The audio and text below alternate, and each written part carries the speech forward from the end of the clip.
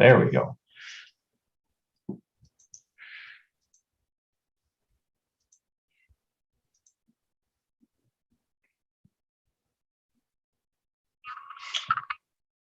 All right.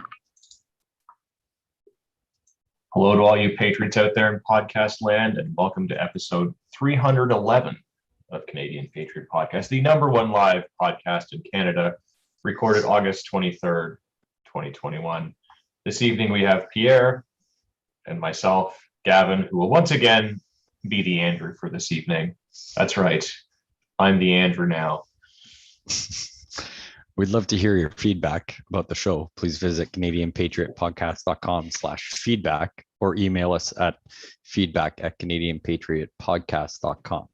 A version of the show is available on Stitcher and iTunes. We need your help. And not just because we seem to be losing panelists, but to support Canadian Patriot Podcast, visit patreon.com/CPP and become a Patreon. You can get a better quality version of the show for just $1 an episode. Show you're not a communist, buy a CPP t-shirt for just $19.99 plus shipping and theft. Visit CanadianPatriotPodcast.com, our homepage, and follow the link on the right. All right. Our favorite segment of the show. What are we drinking? Pierre? I am drinking 40 Creek and Pepsi tonight. Very nice. Very nice. I have some raspberry White Claw left over from the weekend. Gotta watch those carbs, yeah. That, and I hear there are no laws when you're drinking claws. That's what my wife says.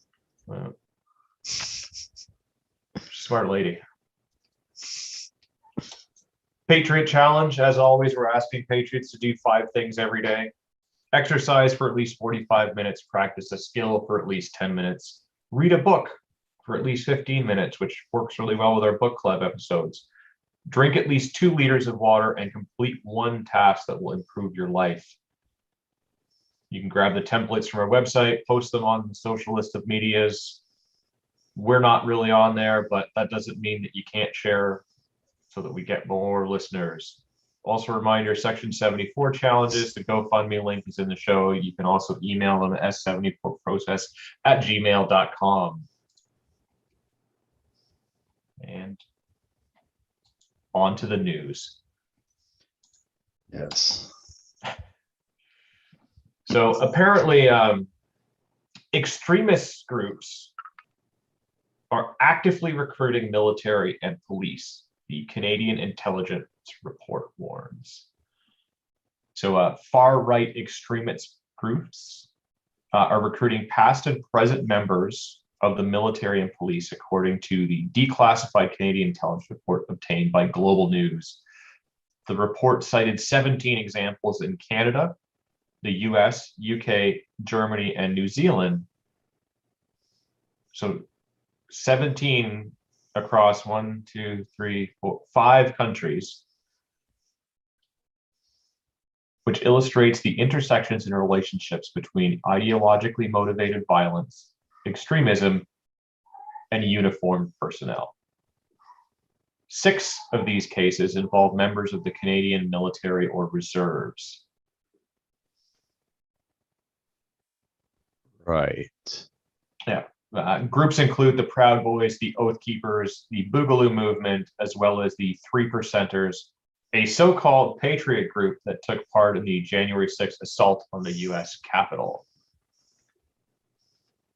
So just regular people? Yeah, apparently. Yeah, I mean, the Proud Boys don't exist anymore. The Oath Keepers, specifically not in Canada. Yeah, the Oath Keepers again are an American thing.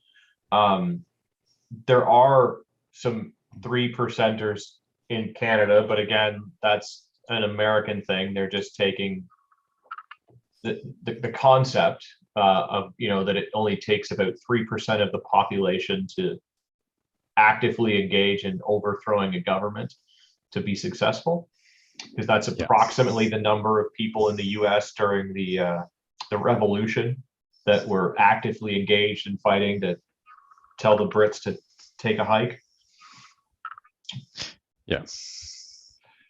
Yeah. But I mean, it's just kind of, in my opinion, like, yeah, there are definitely some people that are a little bit crazy out there.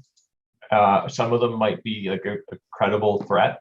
But one of the people that they cited in their study was the gentleman that was part of the Rangers that rammed the gates at the cottage there, and got caught before anything happened at all. Oh yeah, yeah. What was his name? When would that happen? What, a year and a half, 2 years ago? Yeah, well, something like that a while ago, Yeah. in the summertime. I don't know. It was during the Ronas at some point. Yeah, it's all a big blur. Yeah, it's all just been one long, crazy, strange trip. Yeah, Yeah. We're almost done the 2 weeks. yeah, almost, almost. Right. Yeah, like, So I mean, I'd hate to bring this up and say it like this, but do you think that maybe we should do better background checks for military, policing, and all that stuff, even though it's already crazy ridiculous? Like if you have, you have a bad credit score, you may not become a police officer because the way they veto or check anything is like, well, guess what? If you've got credit debt, right? Because you were young, dumb, and full of cum. yeah, you can easily be coerced by money and betray your country. So yeah, Yeah. Right. And I know just as many people that are sitting on stockpiles of money that are more fucking crooked than anybody else you'll meet. But yeah, it's they're politicians. Yeah, yeah. Right. And I mean, good on these people. I mean, out of all the people you want to try and recruit are people from the armed forces, police, anything with that type of background. But is at the same time, depending on the Canadian Armed Forces veterans, they've seen some stuff that are probably unimaginable to a lot of snowflake liberals. And, a switch can be flicked in their head real easy where, unfortunately they may, not trust people.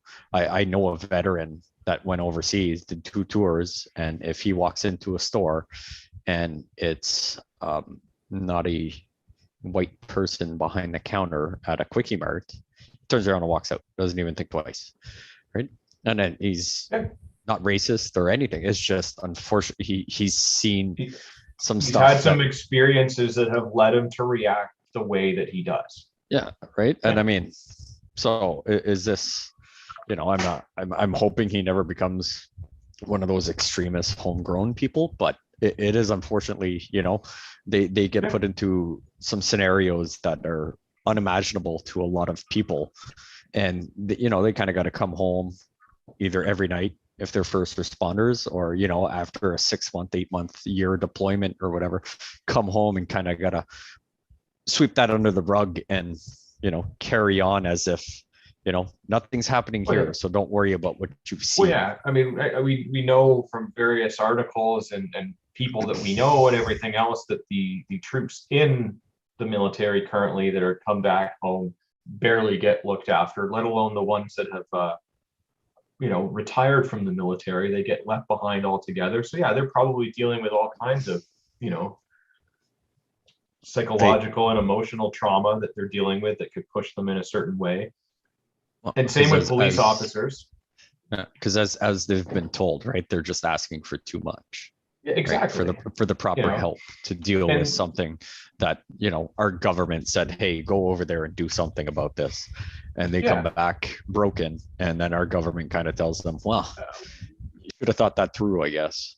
And I imagine there's a number of people that were in the military that potentially went over to Afghanistan and are feeling a little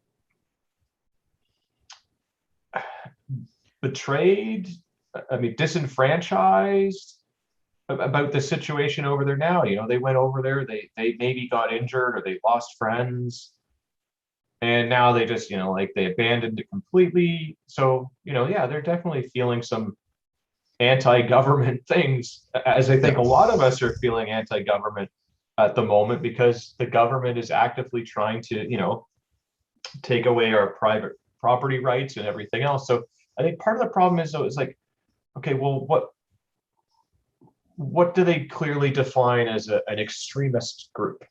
Because like,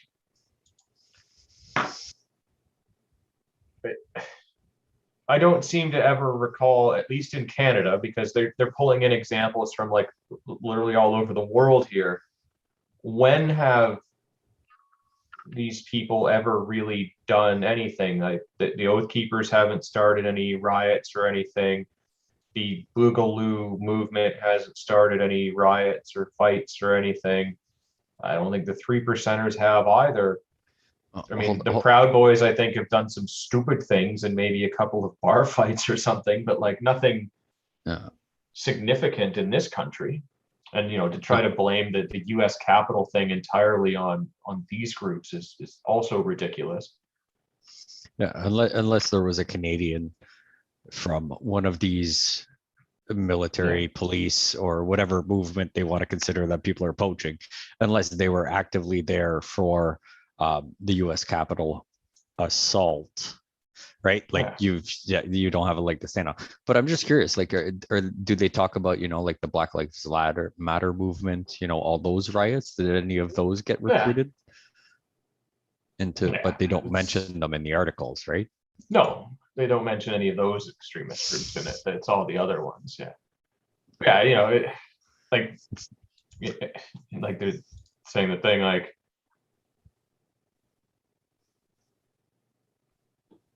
One guy saying he'd want to recruit JTF2 and all that CSOR and everything. It's like, if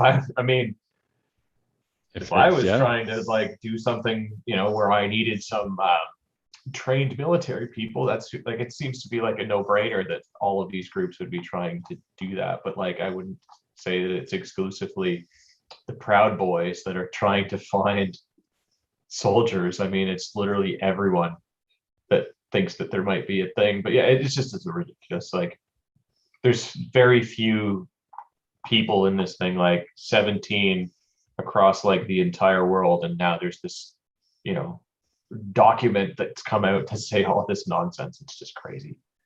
But yes, we are, as the CPP panelists and listeners, we are actively trying to recruit people for our extremist group that just want to be left alone.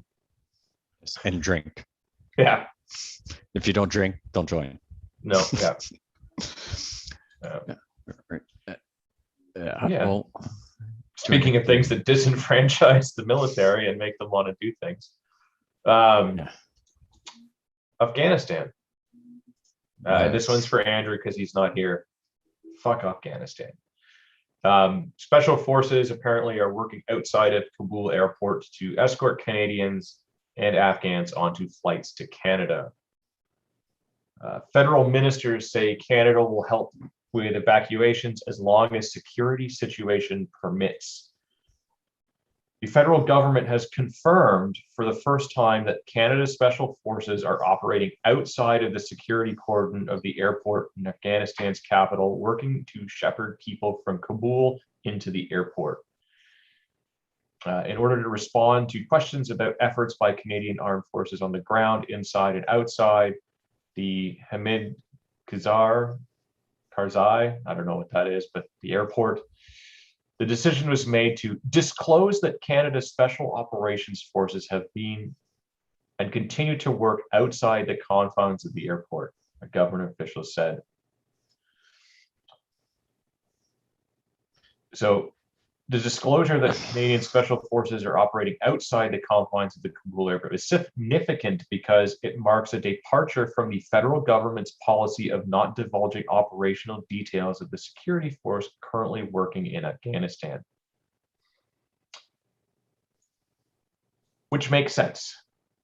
Don't tell people where you are when you're doing things like this. So do you think they probably blocked this news from getting to the Taliban?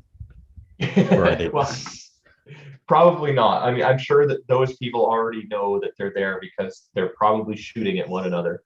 But it's just funny that, like, I mean, I'm glad that we're, if there are Canadian citizens that are over there or people that are deserving to come over here because they've assisted, our people over there and everything else and have earned that right.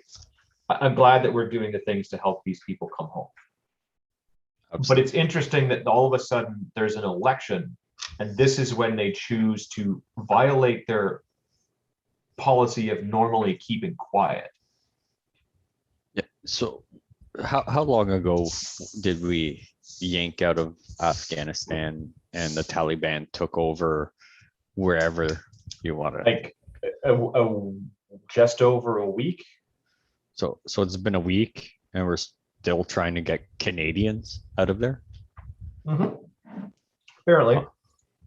Okay, so that wouldn't have been like one of the first things we did. Like within like 12 hours, you've got how many planes sitting there to get people that should not be there out of there. Okay, fine. We got to get there a few weeks later to find, one of those translators or one of the people that helped, whatever, because they went into hiding, and you've got your peoples trying to find their peoples to figure out where they are. Yeah, fine. I could see that. But like, why are we still trying to get Canadian citizens out of Afghanistan after a week? Yeah, I mean, I think, they should have been out of there by now. But I mean, I just find it funny that, ordinarily they don't say anything about anything, and now there's an election going on, and so we've got to tell them that we're doing the things, because people seem to be getting upset about this particular event. Yeah, it just makes no sense that at this point, a week later, we're still trying to figure it out. And I mean, they have stats in here, right? Like, what was it? The first plane, where did I just see that? I wish I was better at numbers. First plane, 188 people. Second plane, 106. How many Canadians were over there? And then like the fourth flight, 436. Like we're at what? 4, 5, 6, 7. We're at 900 people. Yeah.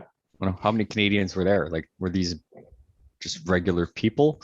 Or are we talking about, and there's 1,700 Canadians and eligible Afghans, right? So, I mean, are any of these being vetoed, or are all these coming over and, it sounds like if they were able to get, like 900 out quickly, they could get the other half out just as quickly. I don't know. I just find it weird that, they're all of a sudden disclosing all of this stuff that normally they don't, and conveniently right around the time of an election. I mean, maybe that's my tinfoil hat, but like, well, you can go on for hours about tinfoil hats with this election and what they're doing, unless they've pretty much got everybody out. Now they're just like, oh, we're going to be at this airport. Look. And then when all the Taliban shows up, like, we're already long gone. Maybe that's what they're talking about, but I don't put that much trust into the thought process of the Liberal government. Yeah. And no, responding to Brad here in the chat, no, we don't know apparently where all of the Canadians are. All of the ones over there probably don't have PALs, so they never had to register their location with the government. But if they did, don't worry. The RCMP was already sent, and they safely secured all the firearms. Yeah. All right, on to a different topic here that's equally as annoying.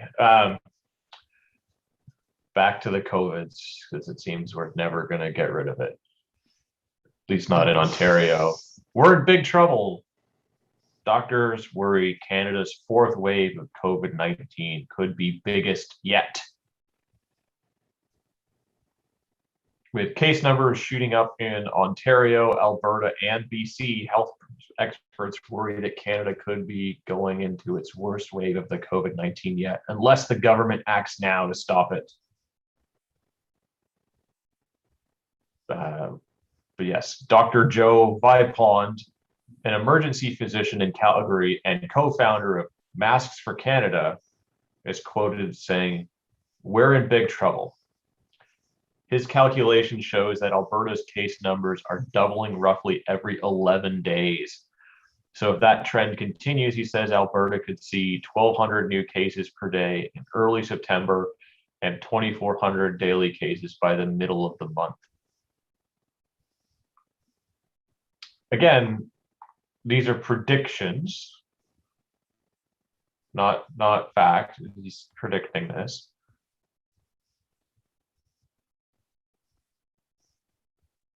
So, you know, much like the rest of the modeling that said this, this, and this, you know, it's not necessarily happening, but they're worried that the opening of the schools in September is going to certainly fuel the fires in a significant way. So I'm just curious, are they still using the test that has been found to find the common flu and everything else as a positive to base these stats on? Yeah, probably, because we haven't gotten rid of that as a thing. I mean, if you run too many cycle counts on the PCR test, you get false positives. You also get false positives because they haven't ever actually been able to isolate the COVID thing, and then to be able to tell the difference between COVID and several other things, you can't. So right around flu season, they say that COVID this is going to go up. Yeah. Oh yeah, but I forgot we eradicated the flu, right? Because last year we had no flu deaths. No, the masks totally solved the flu thing. Okay, well, good thing they're in charge and not us. And somehow, with a large portion of the population being vaccinated, somehow this is going to be the worst wave ever. Yeah, no, that makes sense, right? Because chickenpox and polio is a big thing nowadays, right? I'm more worried about that. You know, my daughter, myself, my wife, we've all got those shots, but you know, we don't hang out with the unvaxxed people in hopes that we don't get those. So, you know, the doctors are calling for, you know, the shutdown of mass gatherings and to close indoor dining. Do they mean mass or masked? I mean, both, yes. There will be no mass services, that's for sure. It's certainly not in Alberta. Yeah. Right, and that's the thing, right? And then if you really start looking at data and confirming many things, it's just crazy how, like, don't get me wrong, at the beginning, right, when COVID was, you know, right prior to the first lockdown, right, or at the beginning of the 2 weeks of what we're talking about, right? Yeah, there was a lot of unknowns about it that, yes, I could understand, you know, a big worry. Oh no, you know, all you hear is like a bunch of people dying. Okay, well, I don't want to die. So I understand that at the beginning, right? I mean, don't get me wrong, I don't really agree with the mask thing, but I'm like, whatever. I just put up whatever I've got around my face to go do groceries or to interact with people in stores, just because I just don't want to deal with, you know, liberal douchebags complaining about it. So, but you know, if it was up to me, fine. Let's just get back to normal, right? Yeah. I've been around people since day one. I've never shut down from work. I've been going to and from hundreds of locations, you know, random places. I get a phone call, I got to go fix something for what I do for a living. And I go to Joe Blow Jim Bob's place, right? And he likes to hover over my shoulder to see how I fix the giant fuck up he did. And like, you know, that way he can fuck it up worse next time. Yeah. Or hopefully if he fucks it up again, he's like, well, I'll try doing this before I call this guy again, right? I've had lots of those. But, you know, and I mean, like, at the beginning, it was just like, hey, look, stay the fuck away. Because, you know, we didn't have accessible, useful data like we do now. But it's just unbelievable how much you see all these sheeps and goats just chugging along, sucking on the stupidest teats, trying to defend anything and everything. It's just annoying. Well, and then so I mean, in a related article here, that Ontario sees 650 new COVID-19 cases as ICU admissions climb again. So growth in cases has slowed. Yes. Province-wide tests positively rate a moderate 2.5%. So number of cases slowing. Yes. So But No, however, the critical care number rose to 135. in all of Ontario, or Yes, just, oh, there are a total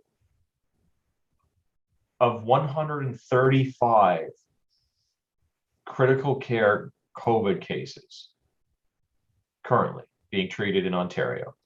135 over what? 14 million or something, or billion, or what's the population of Ontario? I don't know. It's stupid big. I don't know, just a few up on top of, Toronto. Yeah. Let me just do my own interning here. If my keyboard will want to work. Population of Ontario.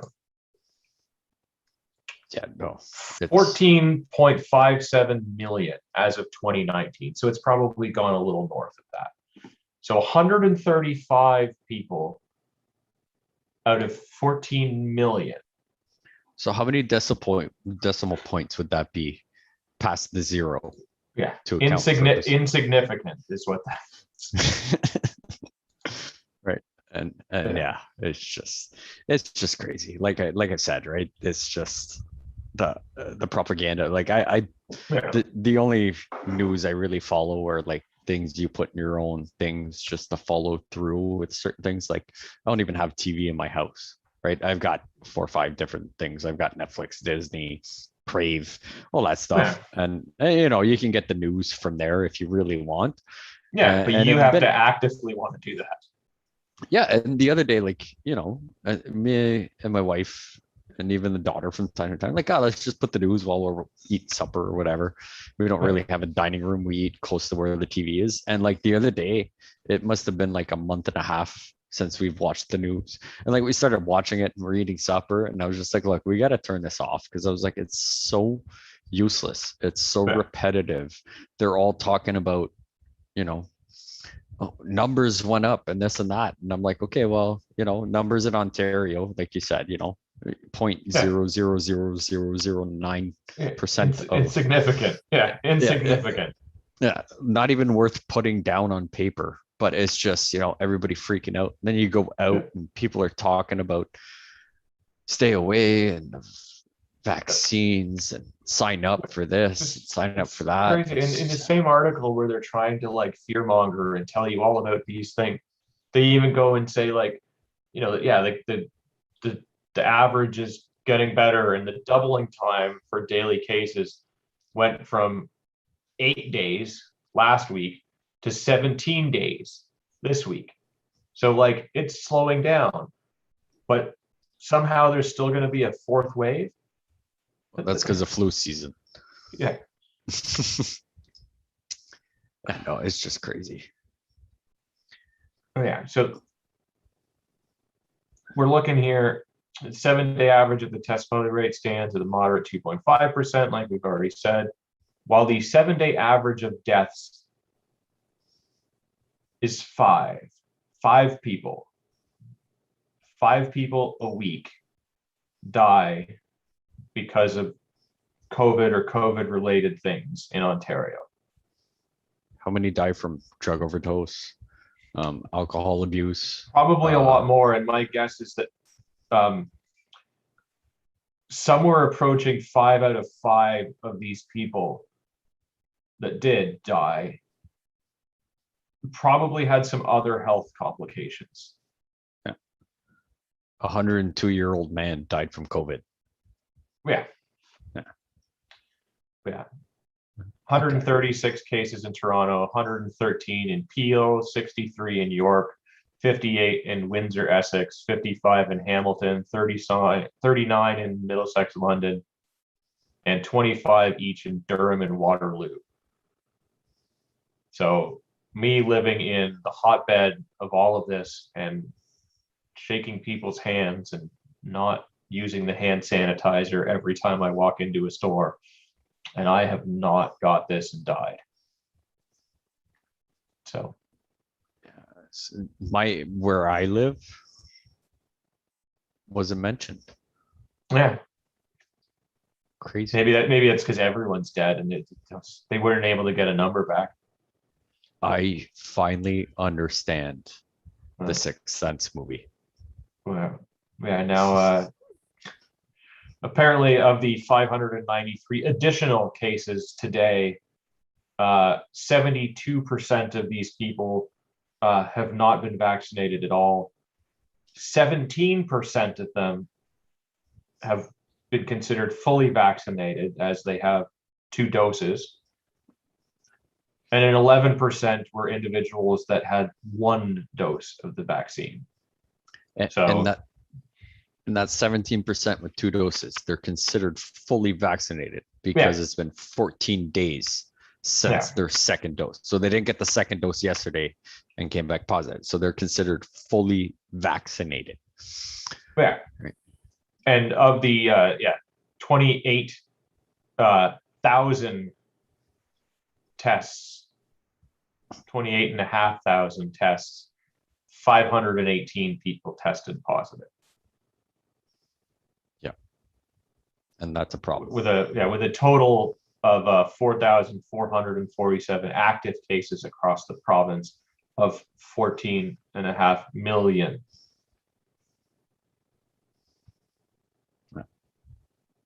And we're only testing 2.4% of the province. Yeah, and I believe the total for the province in terms of deaths over the entire 2 weeks to flatten the curve is 9,450 out of 14.5 million. And not that those people are not significant to the ones, that love them and miss them and everything. Like, it's tragic. Yeah, absolutely. But like, you gotta take the emotion out of this stuff and look at the numbers. Yeah. There are so many more things that are killing people at a much faster rate that we just ignore and don't give a shit about. Oh, right. Like, yeah, no, it's unfortunate. I thankfully, knock on wood, have not had to deal with a death in the family due to what the government consider COVID, but any death in the family obviously is no fun, especially when it's unexpected and you weren't able to see the person before and say goodbye. Yep. Hey, see you later. Sorry for being a dick last week. Yeah. Whatever you want to call it. I know far more people that were impacted in that way than were impacted in COVID deaths. Absolutely, right. You hold a grudge for a little too long, and then all of a sudden there's a car accident, and you know what? Yeah. I shouldn't have held a grudge, because he ate my half of the sandwich. Yeah. But it is what it is. Yeah. Companies are implementing vaccine mandates. Can employees reject them? Well, apparently a bunch of lawyers have determined that it kind of depends. So for those that don't get how chartered rights and things work, those are things that protect the government from going after you. So if you're a government employee and the government tries to mandate the vaccine, you can tell the government to get stopped. Yeah. Because the government can't discriminate against you. However, private industry absolutely can, especially depending on what industry you may be in and everything else, because businesses have apparently an obligation to the health and safety of all of the people that work for them. So they can absolutely ask you to, I'm not saying that it's okay that they do this, I'm just spelling it out for the people. So effectively, it seems like we're going to end up with a bunch of different factors and rules and everything that whether your employer can or cannot mandate that you get vaccinated. And if you don't, potentially they can fire you. So do they have any criterias? Like I said, I work remotely, I guess you could say. I work by myself 90 95% of the time, I work out of my truck. I have all my own shit in it. I wake up in the morning. I use my own phone or tablet that the company provides for me to punch in, punch out, do my vehicle checks, make my work orders. I can literally go days without human interaction. I guess that's the thing. Like, so every company is going to have to figure out their own policy and do that, which is going to make all of this stuff just absolutely ridiculous. It's just ridiculous. Yeah. So I guess for once it pays off. Well, I guess it pays off many times to be a government employee, you know, the whole you can't get fired unless you're really, really terrible thing. But if you can't get fired if you don't get it if you're a government employee. Everyone else, take a hike. Now, there is some hope here for people in Ontario at the very least. In Ontario, if your workplace mandates that you need to get vaccinated, but you cannot do so because of a religious exemption or a medical exemption, they cannot fire you. So what's their definition of religion? Because I mean, I can start one up tomorrow. Does it have to be a recognized religion? I imagine that it does need to be one that is recognized, yes. Okay, I'm gonna do some Googling. But yeah, if we can get a recognized religion that, yeah. So my biggest problem with this is the inconsistencies. Yeah. So I have no problem if we want to adopt the Hans Hermann Hoppe method of the person that owns the land gets to dictate the rules. Like I'm all for that system. Like my property, I decide what is and is not allowed on my property. So on my property, machine guns are absolutely okay, right? Yep. The problem is, as a business owner, if I wanted to mandate that my employees all need to be unvaccinated and that I will not be allowing anyone that is vaccinated into my building, you know that the media would just lose their mind about this, and I would probably be in trouble, and I would have to go and face all of these, you know, court hearings and everything else. But somehow to do the exact opposite. So if you had a mandate saying you need to be vaccinated to come into the establishment, you would probably get praise from the same news that would throw you under the bus if you asked or requested the opposite, right? Yeah. Like whatever happened to, you know, well, we've never had that in Canada, but whatever happened to like a free market, right? If I own a business and I decide I only want to serve white people under the age of 35, right? If there's a demand for white people under 35 to come shop somewhere, right? It'll work out. My business will thrive, right? Yeah. But if I work in an area where I say, no, I only want to work, or I only want to make business deals or interactions with white people under the age of 35, and not everybody agrees with it, my business is going to sink, and I'll be gone in no place. I have no luck having a tax shelter. Yeah, absolutely. But who decides what can and can't be mandated for something that I pay taxes for? I run, exactly. I put my blood, sweat, and tears into to make this, whether it's gigantically successful or I'm just skimming by and taking out of my own profits to be able to keep going because it's something I want to do. No, it's ridiculous. Like you're allowed to discriminate when it's convenient, but you're not when it's inconvenient for them. And yeah, so to answer a few questions. Chris, whether it's allowed in other provinces or not depends on what the particular charter of rights and everything for the province is, because employment is a provincial thing. It looks like in BC, for example, they are going to say that there is no religious or medical exemption allowed. And yes, Odinism is sort of falls into paganism, but again, that's like a very broad topic. Like that's like saying like, you know, Christianity as a whole, but then also allowing all of the other weird, like super strange sects like snake handlers and Mormons and Jehovah's and all of those people into that same category.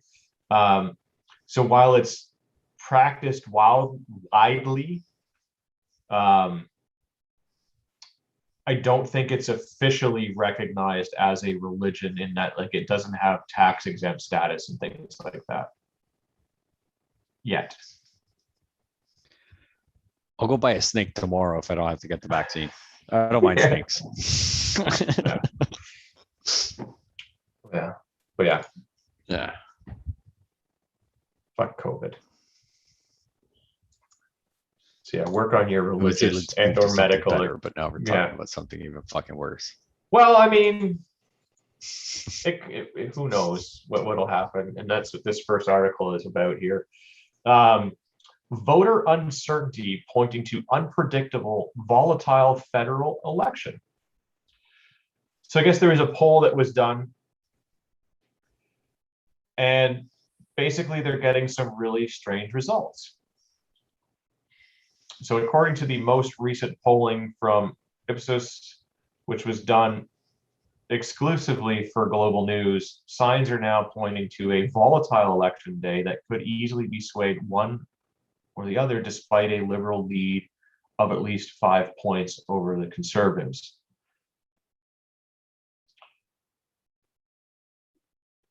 So I guess there seems to be a lot of people that are undecided because of a bunch of reasons. So at least 3 in 10 Canadians say that they don't know who's going to win the election, while only 45% of those polled were certain of their vote choice. At least 13% of the country's eligible voters remain undecided so far. Layer on this the unpredictability of turnout in a pandemic election, strategic voting, and other motivations, and this election has the potential to present a few surprises to Canadians and pollsters alike. So yeah, some people are still pissed off that the government is holding an election during a pandemic because they believe that this is the most dangerous and deadliest thing that has ever happened. And why are they going to be going and voting? And there's some thoughts that those that feel that way may take it out on the government that called the election, the Liberals. So yes, Fuck yeah, no Liberals. they are the ones that are directly responsible for calling an election and putting us all in danger. From the flu or? Yes.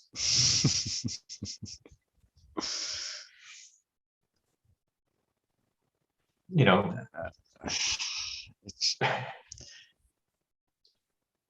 I'm just hoping we don't get completely screwed with this election. Like I'm kind of happy the election is happening, just from a personal standpoint, knowing that like, hey, let's try and get these, you know, the government that just keeps screwing us and sending, you know, anything anywhere and get anything from any other person other than, you know, let's worry about Canadians. Let's worry about, you know, Canada needs something. You know, Canadians are sleeping on the streets with no house or no food or no whatever. We should worry about that before worrying about anything and anything about any other country, even a country that we trade with, right? Like if the US needs some money, hey, sorry, buddy, we're kind of screwed up here. You're on your own until we figure our own out. But we've been handing out giant checks to anywhere and everywhere, right? Bring in people that need are seeking refugee or whatever. And I understand it's unfortunate you were born in an area that is very, very shitty. But at the end of the day, that should not be the priority of Canadians. Right? Canada, well, like people that live in Canada, people that have served, whether it be military, any job in Canada, whatever you have done to help contribute to Canada should be Canada's first priority. And then when we get to that point, yes, absolutely, we should bring more people in from diverse countries, religions, ethnicities, whatever. Because yes, you were dealt a very shitty hand, and here we can help. But that should not be our first priority. Our first priority should be people here. Okay. Absolutely.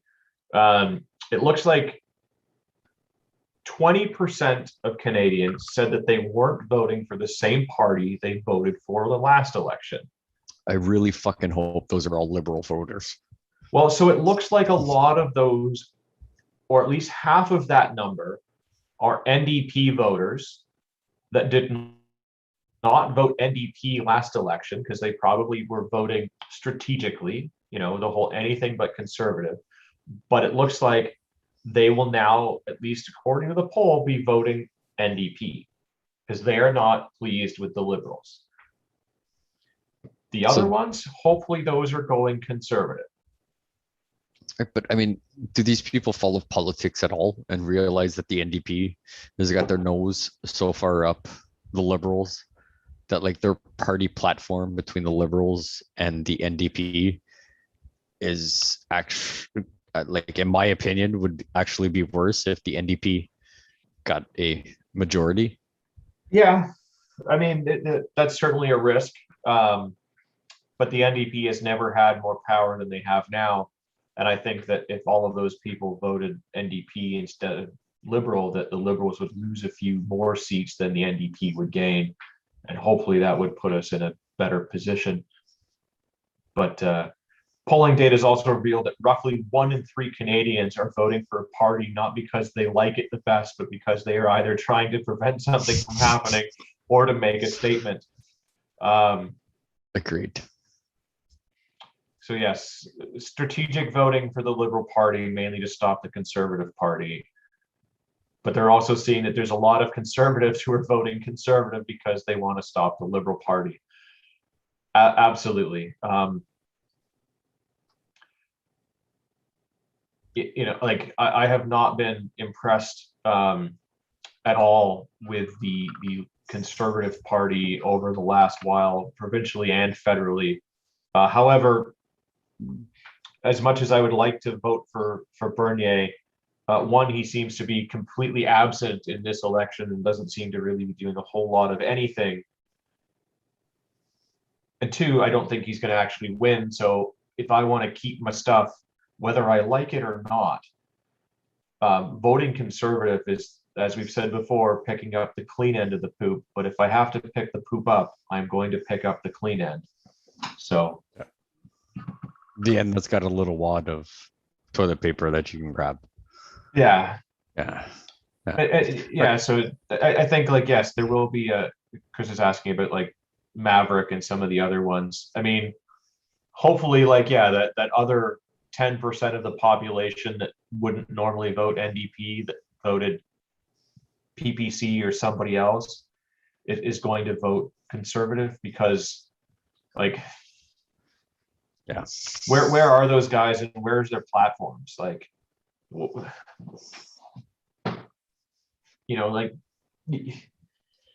I get the, like, the voting because this is the guy you want to vote for thing, but like, if you own guns, there are some things that are far more important than that at stake at the moment. And as much as I maybe don't like it, like, that's the thing that we've got to do, because that's our best hope at maintaining our private property rights. That's where it starts. Right now, as it stands, that's where it starts. If you own guns and the government takes them away, you have no leg to stand on for anything in the future saying, hey, I paid money for this. This should be mine. Yeah. Right? If they start wiping out the guns like they're trying to do right now with that OIC, that's or anything, right? This is the little piece they grab, right? Because gun owners won't stand together. Nobody's going to argue with the government, right? So too many people believe, I've got a 303 in the closet that I go and shoot Bambi once a year. I get together with 10, 15 friends. We go up to 1,000 acres and we hunt for a week. Right? I put 4 rounds through it. They think that's perfectly fine, and that's what gun ownership is. That's what possession of property is.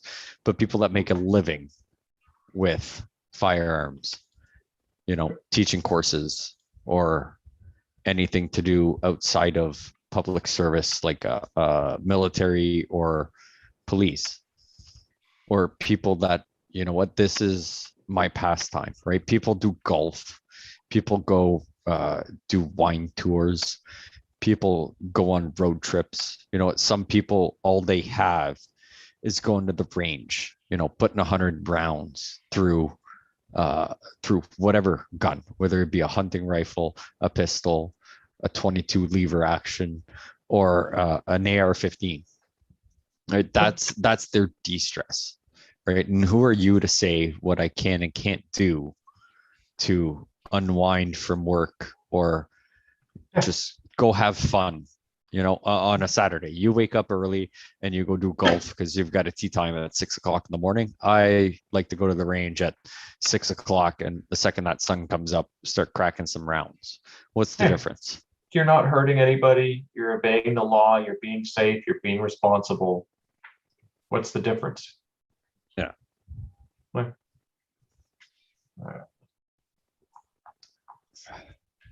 Ridiculous. But yes, the next article is how do Canada's political parties plan to prepare the country for future pandemics, because there will be COVID 20 and 21 and wave 592, and you just have to get like your 47th booster shot. So yes, the CBC is here and they are claiming that there will be more pandemics, even though this is the only one that I have had in my lifetime. But it seems that all of the parties are trying to ramp up domestic production of vaccines. The Liberals are saying that they have done everything or whatever it takes to keep Canadians safe, including implementing a vaccine procurement strategy where they bought 10 doses for every person, and calling an election and putting everybody at risk. But yes, the pandemic laid bare a decade-long decline in our domestic biomanufacturing capacity needed to do this. So how long has Trudeau been in power now? Seven of those last 10 years. Weird that most of those, it's under his watch, and all of these companies have been leaving. It's almost like they have unfavorable business practices that create an unsuitable climate for people to manufacture things in this country. So especially with the election coming up, wouldn't you think that weren't they building a specific facility in Montreal to start producing was it mRNA vaccines? Yeah. or it was something specific to the COVID-19 vaccine, right? Because we don't have the facilities to do anything in Canada for these, that we were so dependent on other countries. And didn't the Liberal government dump like $10 million into a facility in the Montreal area of Quebec to build something, and production was supposed to start this fall? Yeah, they've made significant investments relating to the research and production of vaccines and their therapeutics, and plans to build an mRNA vaccine production plant in Canada. Despite the fact that we are now into week 2 of the election, the Liberals have not yet released their campaign platform. But they do say that pandemic preparedness featured prominently in the last federal budget. The Conservatives and the NDP have laid out their views on the issue with their own platforms. Conservatives say that they would ramp up capacity to research and produce needed vaccines and medicines in Canada, putting in place a sector strategy to grow the sector in a well thought out way rather than just handing out money. The NDP approach is a little bit different. They would establish a crown corporation because, you know, nobody is as efficient as government business. Yeah. And they also pledge to ensure that Canada maintain an adequate and responsibly managed PPE stockpile.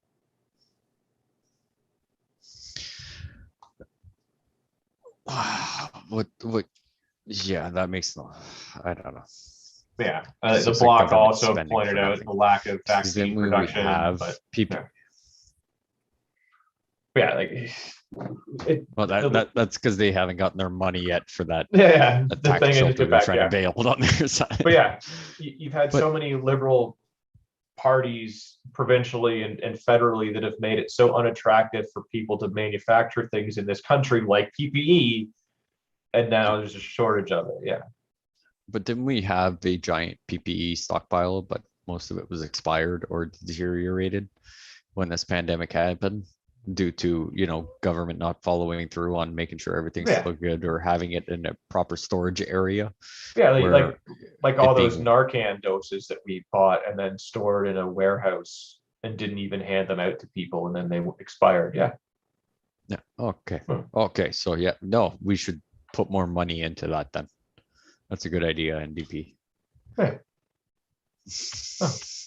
They also want to, both the NDP and the Conservatives are calling for strengthening of the Global Public Health Intelligence Network. Yeah. What's that? Some sort of spy thing for viruses, apparently. Oh yeah, because that really worked out last time. Yeah, Conservatives also want to improve the sharing of public health intelligence, both within the government and with provincial and territorial counterparts, which honestly just makes sense. Why one government thing can't talk to another government thing is absolutely ridiculous.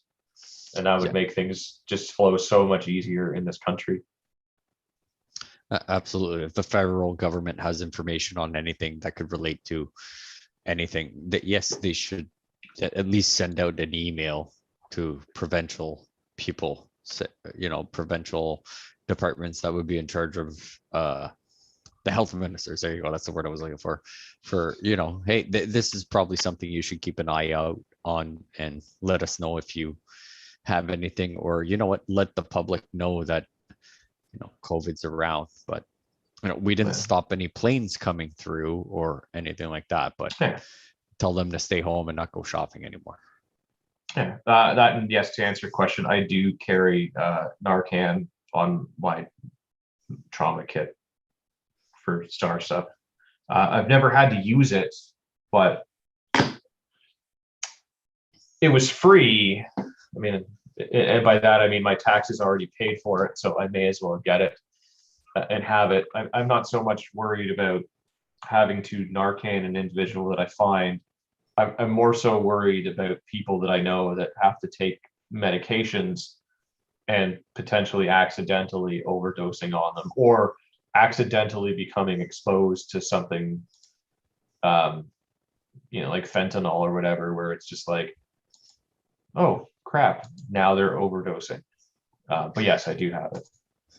Yeah, I don't, but that's actually one thing I do need to get for the exact same reasons as you said. I'm not going to go walking around Yeah. downtown somewhere and, oh, look, the guy that bums money from anybody and everybody overdosed. But just in case Yeah. someone, you know, that needs maybe a alternative medication than the government would allow, and something could happen. Yeah, I don't disagree with that, but it's just crazy.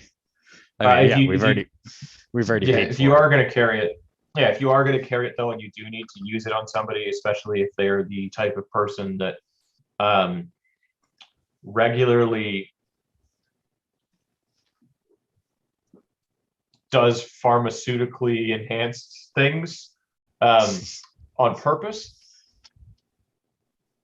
When you do the thing and they come back, they're going to be really angry because you just harshed their buzz. They just paid a lot of money and you just ruined that instantly for them. So they're probably going to be really angry and they're probably going to take a swing at you. So just so you know. I've heard that before, and I'm like, I kind of want to do that just to ruin someone's day. Yeah. Some more election stuff and kind of, apparently the CBC has been named as Facebook's election fact checker. Yeah, no, I got mad when I saw that. Yes. Thank God I don't have fucking Facebook. So big tech and Canada's state broadcasts are teaming up to censor what you can see and what you can share during this election. Quote from the Toronto Sun. So apparently, according to a 2021 election memo posted by Facebook Canada, CBC's French language division, Radio Canada, will be in charge of this initiative. I don't know how that particular division gets it, because that doesn't seem to make any sense to me, but the whole thing doesn't seem to make any sense. So when a fact checker rates a piece of content as false, Facebook significantly reduces its distribution so that fewer people can see it. They will notify people who try to share the content or that have previously shared it that the information is false. They apply a warning label that links to the fact checker article disproving the claim. So Facebook plans to censor and hide material it doesn't like. Yeah, just to do this. Yeah, just to test it out, like find a legit source, right? That would be, especially since it's CBC doing anything, right? Like find a legit source that would kind of trash talk the Liberals. I mean, it's not that hard to find, but still, Yeah. right? Like find something that is fact checked, no ands, if or buts, right? Make an account and just find those 6-7 articles that you could easily find trash talking the Liberals, and see if any of those come back, just to know. Yeah. So I don't know how Bookface works, but I know people that could probably make it work. Yeah. I'm going to curious. read a section here from the Toronto Sun article because I think it's good here. The CBC is already the recipient of 1.2 billion annually in taxpayer subsidies, giving it a significant leg up on its competition in the private sector. Now it gets to regulate and potentially silence its competition too. The CBC is not the arbiter of truth. In fact, they routinely get it wrong.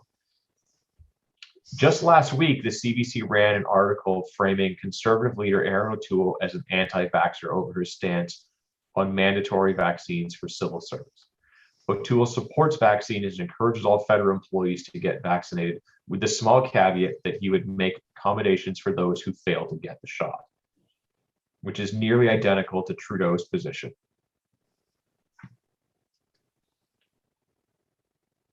Because conservatives are the devil. Yeah. CBC's report read like a liberal news release. Yes. They made him do it. It's all his fault. Yeah.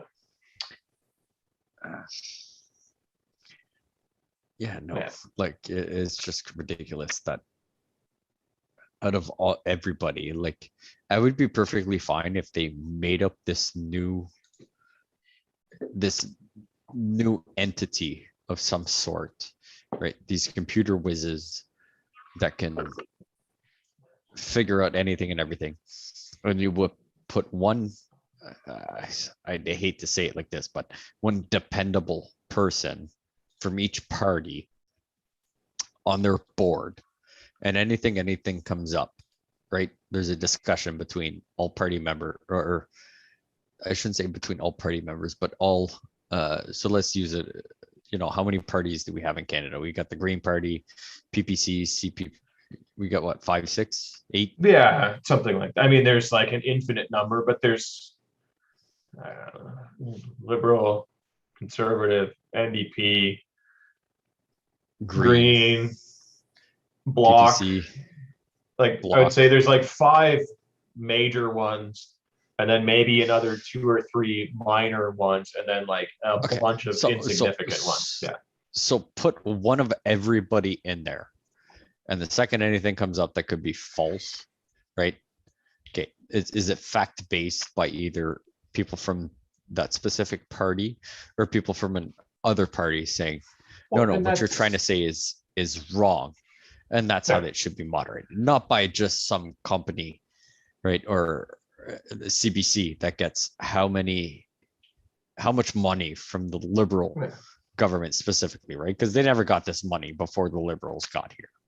Yeah, I mean, and that's the problem with this whole thing is so you have a news outlet that routinely gets things wrong or intentionally exaggerates and omits things to spin an article a particular way. And it's been proven time and time again that the CBC is anti-conservative. Yeah. And so now there's an election coming up, and they're not even going to give you facts, like hard fact data where they show you like stuff from StatsCan with no spin. It's just like, here are the numbers. They're going to link you to an article.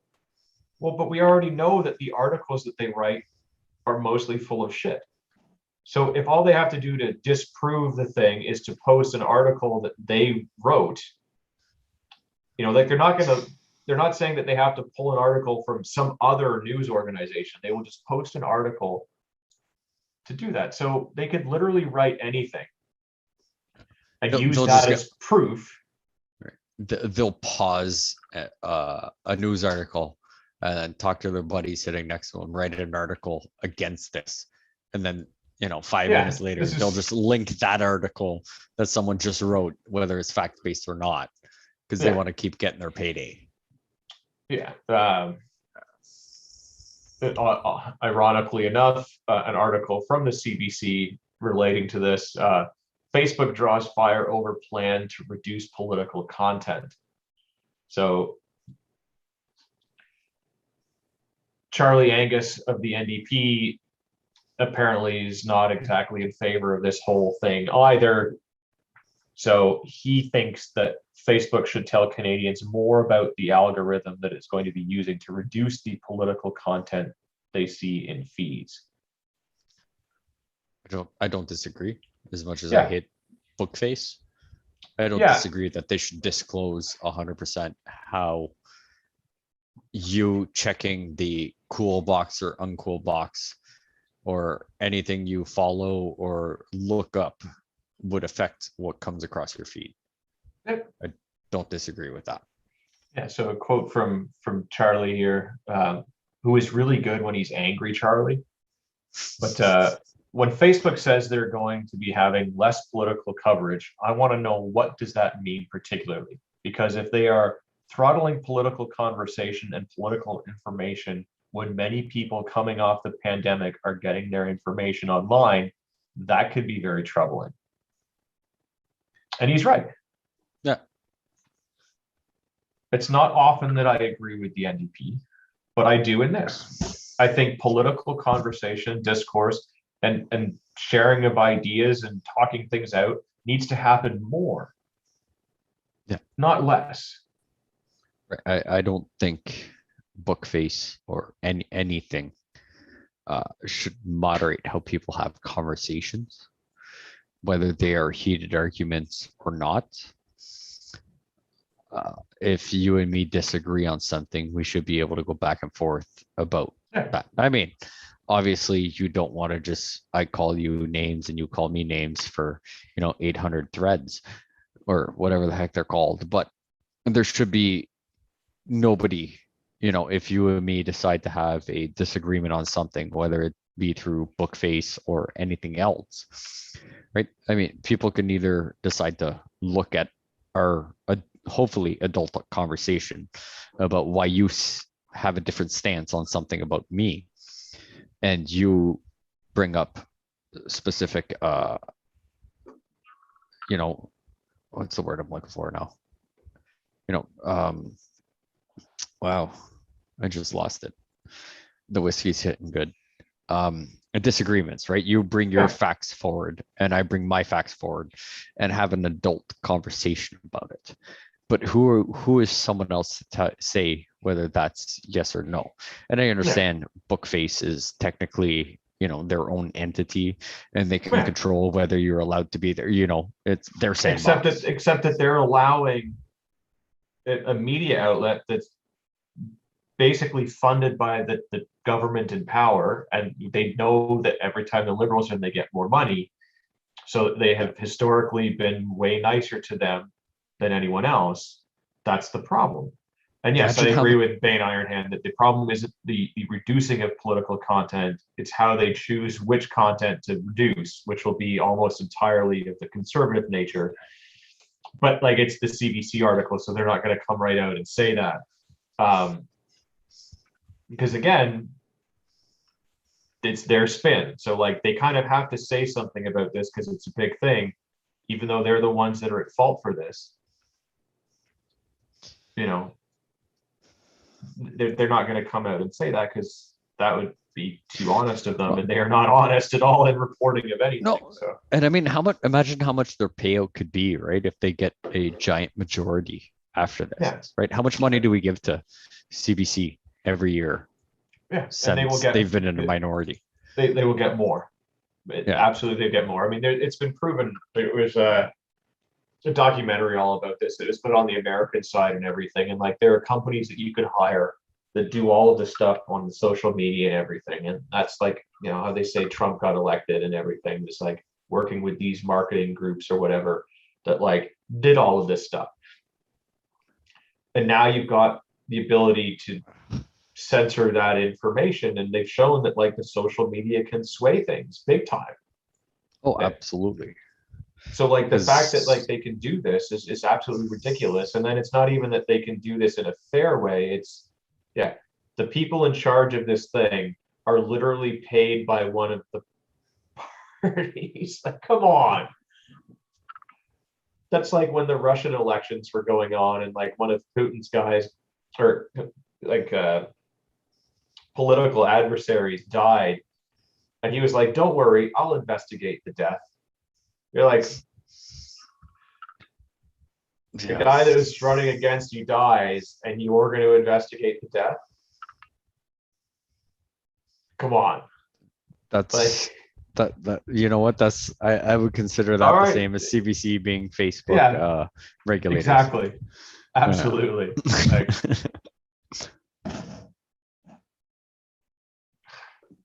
just crazy. Yeah. But what do we know, right? No, nothing. Absolutely nothing. We're white people. We don't know anything.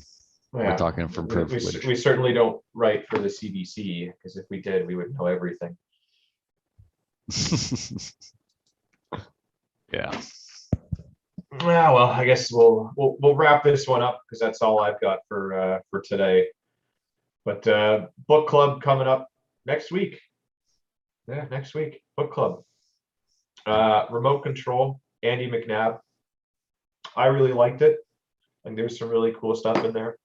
It'll be fun to talk about that one. The next book we're doing, don't quote me on it, but I believe is going to be the one that Marty suggested for us. Yes. Confessions of an Economic Hitman. That's it. By John Perkins, which I started the other day. How is it so far? Interesting. Yeah, because I'm almost done the other book, so I got a feeling I want to get a head start on this one. The next one coming up. It's interesting. I like it so far. That's good. Yeah. Reminder, we're on the Discord. At least some of us are. Some more frequently than others. I'm really terrible at it. Andrew's mediocre at it. Other Andrew is constantly on it. I have no clue what that is. Yeah, you're not missing anything. Don't worry. Other than our adoring fans sharing memes and doing some other stuff, but I think if you really want me to have a social media mirage, ask it, send an email. Other than that, I'm good. Yeah. I just Otherwise, we'll get your better half on it. Yeah, exactly. Right. Like if there's a big demand, yeah, no problem. I don't know how Instagram works or Bookface. I haven't had Yeah, Bookface in years, but you're fine. You're like, not yeah, missing. no, she knows about the whole hashtag thing and how all that stuff works. If I ask her nicely, I'm sure she'd help out. I'm not too Yeah. worried. But yeah, you can find the people on the things. Dave's normally on the IGs, Diesel 6226 or something like that, or whatnot. I don't know. You can also go to bigluau.biz, pick up a Big Luau shirt, or use that link to get on to the Amazon and then buy whatever it is that you need. We get some affiliate money, which then we go and use to do fun things with, and then that helps pay for the show in a roundabout way. Um, if you've listened this long, you deserve a discount at ragnaroktactical.ca. You can go there, pick up all of your medical supplies and some tacos and some other stuff. Use the code Patriot. Also visit our homepage, CanadianPatriotPodcast.com. Send us an email, feedback, CanadianPatriotPodcast.com. We do some feedback shows, so it's kind of a crucial component to that. This would normally be the part of the show where we apologize to Rod. However, we are not going to apologize to Rod this evening. What we are going to do, though, is I guess tell everyone that knows Rod and has heard the unfortunate news to send him all of the support that he needs. I know there's going to maybe be some stuff coming out later because he has now got cancer again. And he's got a ridiculous bill that he's got to pay out of pocket for that, despite the fact that we have free healthcare in this country. So all the love and support going out to Rod on that one.